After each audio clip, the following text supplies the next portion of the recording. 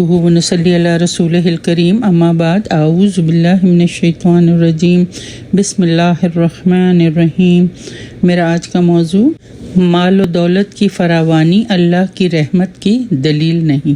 اللہ یبسط الرزق لمن یشاء ویقدر وفرحوا بالحیات الدنیا وما الحیات الدنیا فی الآخرۃ الا متاع۔ اللہ جس کے لیے چاہتا ہے رزق کشادہ کر دیتا ہے اور جس کے لیے چاہتا ہے کم کر دیتا ہے۔ یہ کافر دنیا کی زندگی پر ہی ریجھ گئے، اترا گئے، نازاں ہوئے، حالانکہ دنیا کی زندگی آخرت کے مقابلے میں نہیں، بس ایک حقیر سا فائدہ ہے، صرف کچھ دن کا برت لینا ہے۔ یہ بات اچھی طرح ذہن نشین کر لینی چاہیے کہ مال و دولت کی فراوانی اللہ کی رحمت کی دلیل نہیں۔ دنیا دار لوگوں کا ہمیشہ سے ہی یہی دستور رہا ہے، وہ کسی شخص کی قدر و قیمت کو مال و دولت اور دنیوی جاہ و حشم کے پیمانوں سے ناپتے ہیں۔ ان لوگوں کا یہ خیال ہوتا ہے کہ جو شخص جس قدر خوشحالی کی زندگی بسر کر رہا ہے اتنا ہی اس کا پروردگار اس پر مہربان ہے، اور کسی کی معیشت کا تنگ ہونا اس بات کی دلیل ہے کہ اللہ اس سے ناراض ہے۔ اس آیت میں اسی نظریے کی تردید کی گئی ہے اور یہ بتایا گیا ہے کہ رزق کی کمی بیشی کے لیے ایک دوسرا ہی قانون ہے جس میں دوسری قسم کی مصلحتیں ہیں۔ دنیا میں رزق کی کمی بیشی کا انسان کی ہدایت اور فلاح و نجات سے کچھ تعلق نہیں، بلکہ رزق کی زیادتی اکثر انسانوں کے لیے گمراہی کا سبب بن جاتی ہے۔ لہٰذا دنیاوی مال و متاع پر ریجھ نہیں جانا چاہیے، کیونکہ یہ سب چیزیں فانی ہیں اور ان دائمی اور پائیدار نعمتوں کے مقابلے میں بالکل ہیچ ہیں جو اللہ کے فرمانبردار لوگوں کو اخروی زندگی میں عطا کی جائیں گی۔ اس آیت کا پس منظر یہ ہے کہ عام جاہل لوگوں کی طرح کفار مکہ بھی انسانوں کی قدر و قیمت کا اندازہ ان کے مال اور حیثیت کے حساب سے لگاتے تھے۔ ان کی نظر میں ان کا عقیدہ اور نیک اعمال کوئی معنی نہیں رکھتے تھے۔ ان کا گمان یہ تھا کہ جسے دنیا میں خوب سامان عیش مل رہا ہے وہ ہی خدا کا محبوب ہے، خواہ وہ کیسا ہی گمراہ ہو، بدکار ہو، اور جو تنگ حال ہے وہ خدا کا مغضوب ہے، خواہ وہ کیسا ہی نیک اور شریف ہو۔ اسی بنیاد پر وہ قریش کے سرداروں کو نبی صلی اللہ علیہ وسلم کے غریب ساتھیوں پر فضیلت دیتے تھے اور کہتے تھے کہ دیکھ لو اللہ کس کے ساتھ ہے۔ نبی پاک صلی اللہ علیہ وسلم کے پاس بیٹھنے والے چونکہ زیادہ تر غریب غربا تھے، اسی لیے وہ انہیں حقارت کی نگاہ سے دیکھتے اور ان کی حیثیت کا مذاق اڑاتے تھے۔ اسی بات پر انہیں متنبہ کیا جا رہا ہے کہ رزق کی کمی بیشی کا معاملہ اللہ کے ایک دوسرے ہی قانون سے تعلق رکھتا ہے جس میں بے شمار دوسری مصلحتوں کے لحاظ سے کسی کو زیادہ دیا جاتا ہے اور کسی کو کم۔ یہ کوئی معیار نہیں جس کے لحاظ سے انسانوں کے اخلاقی اور معنوی حسن و قبح کا فیصلہ کیا جائے۔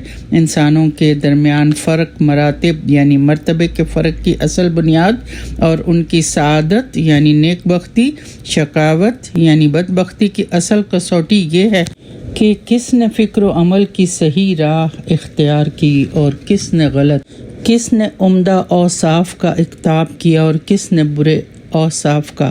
مگر نادان لوگ اس کی بجائے یہ دیکھتے ہیں کہ کس کو دولت زیادہ ملی اور کس کو کم، جبکہ رزق کی فراوانی اس بات کی دلیل نہیں کہ اللہ تعالیٰ ان سے خوش ہے، اور کمی کا مطلب بھی یہ نہیں کہ اللہ تعالیٰ اس پر ناراض ہے۔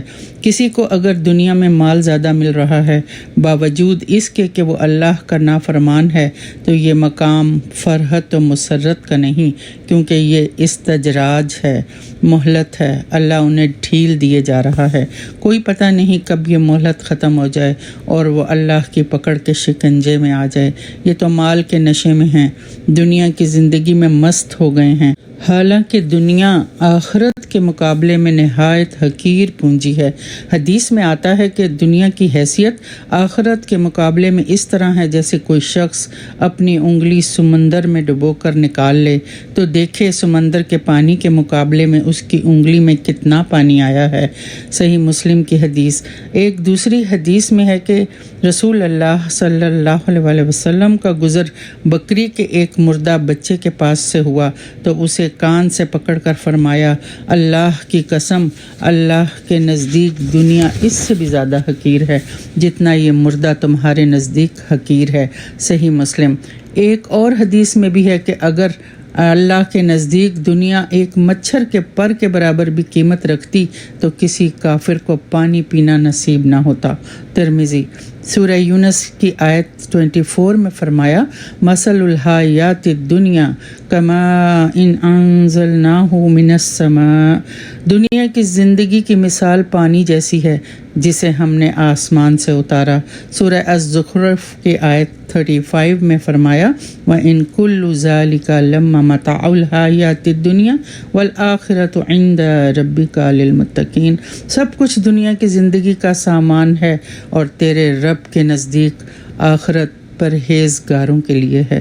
جو آدمی اس دھوکے میں ہے کہ دنیا اور اس کا مال دولت اس کے پاس ہے، کیا وہ یہ سمجھتا ہے کہ دنیا عطا کر کے اس کی عزت کی گئی ہے؟ نہیں، وہ یہ بات بھول گیا ہے کہ اللہ تعالیٰ کے محبوب حضرت محمد صلی اللہ علیہ وسلم نے اپنے پیٹ پر پتھر باندھے۔ حضرت ابو موسیٰ اشعری رضی اللہ تعالیٰ عنہ نے نبی صلی اللہ علیہ وآلہ وسلم سے روایت کیا کہ آپ نے فرمایا، جس نے دنیا سے محبت رکھی اس نے اپنی آخرت کا نقصان کیا، اور جو آخرت سے محبت رکھے گا اس کی دنیا کو نقصان پہنچے گا۔ تو باقی رہنے والی کو فانی پر ترجیح نہ دو۔ وآخر دعوانا ان الحمد للہ رب العالمین، سبحانک اللہم وبحمدک ونشہد ان لا الہ الا انت ونستغفرک ونتوب الیک۔